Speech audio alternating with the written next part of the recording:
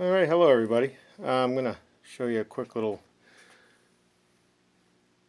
way on how I make these lights and connect them up to the layout. These are store-bought. Got these online in bulk. They're nice little lights. And underneath, we go underneath the layout.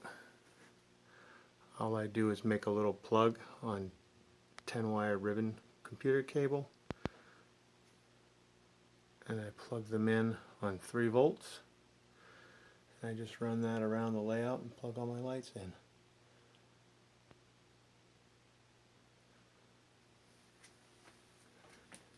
And that's how they look. And with the lights out,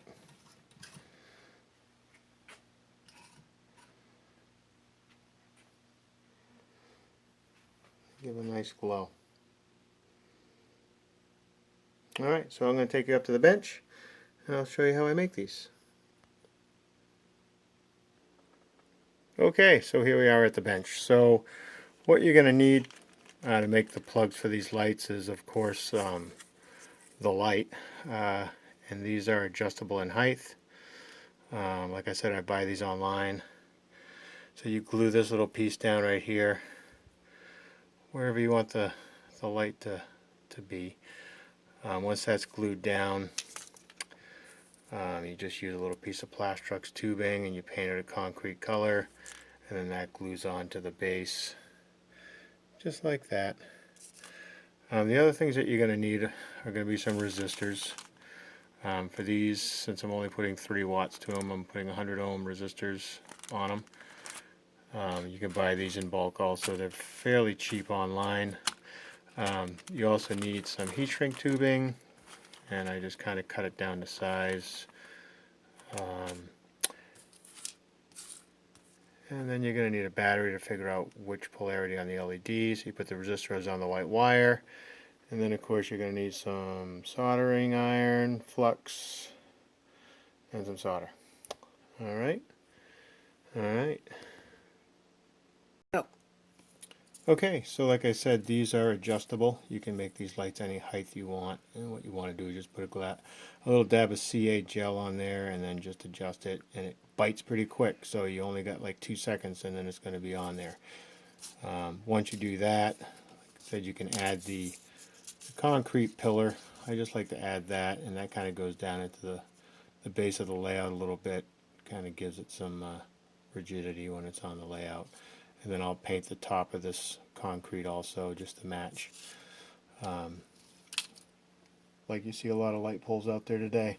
So the first step, once you get that done, very important step that I always seem to forget is adding the heat shrink tubing before I solder the resistor to it. So with the heat shrink tubing on the wire, we want to determine which wire the resistor is going to go on. So I use a 9-volt battery. Pretty simple. I quickly soldered a little resistor to the negative terminal, and the positive side is always the small. Put one wire on one side of the battery and then test. You'll see the LED lighting up. So I know that this is the wire that gets the resistor. And that's how I test them, just to make sure I don't get it backwards. So real easy. This thing right here is called a wire wrap tool. You can find these online. Really simple tool to use, but comes in extremely handy. It also has a little wire stripper on there. These have already been pre-stripped, but if you needed to get 32 gauge or 36 gauge wire and strip it, you put it inside here, kind of go through and you pull it, it takes that coating off.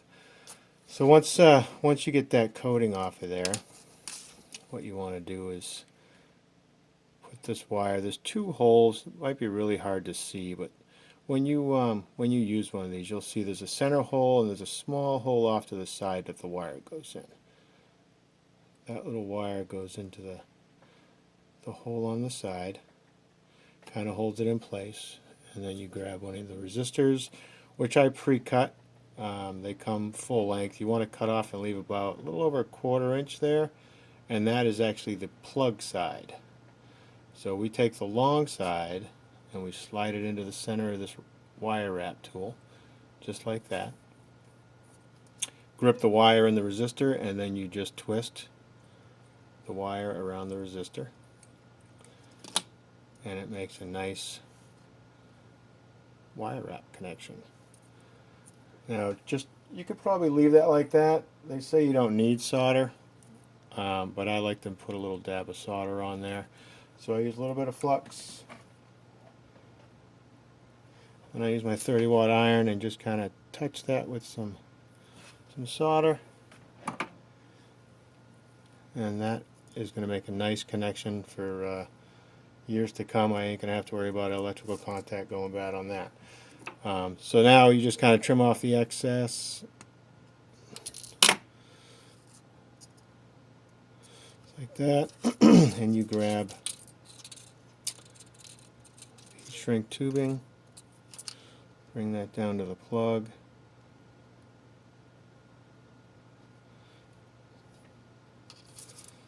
just like that. And then what I'll do is I'll just use the back of my soldering iron and just kind of shrink that down around that connection in the wire. And that makes a really nice plug.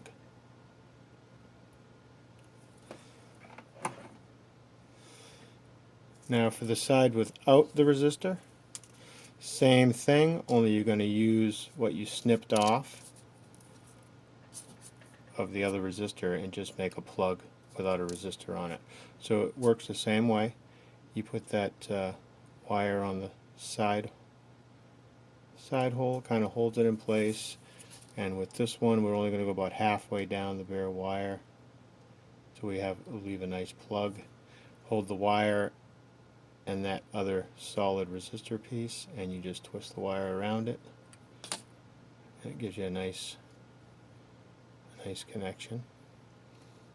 And once again, I'll add a little bit of flux and just hit it with some solder real quick, just like that. And be careful, it could be a little warm. You slide that wire, heat shrink tubing down to the wire, and you want to leave enough for the plug. And we'll go ahead and shrink that down around the connection. Being careful not to burn yourself, like so.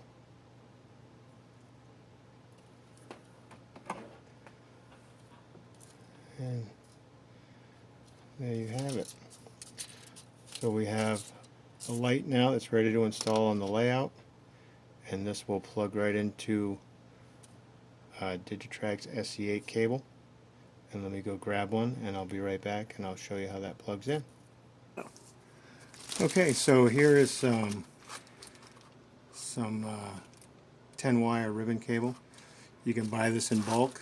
This was a 200-foot roll from All Electronics. This is the little piece, if you're familiar with Digitrax, this is the little piece of cable they give you that comes with the SC8 signal controller. So you can run these cables anywhere underneath the layout, and what I do is I'll put a double-sided 3M sticky on here and just kind of stick it wherever I need it underneath the layout. And these little plugs plug right into this. And that's how all my signals, lights, and everything all plug in. Just like that. And there you have it, folks. Try it. It's easy, it's quick, it's painless, and it's a system that I've been using on my railroad down in my basement, and I think it'll last for years to come. So thanks for watching.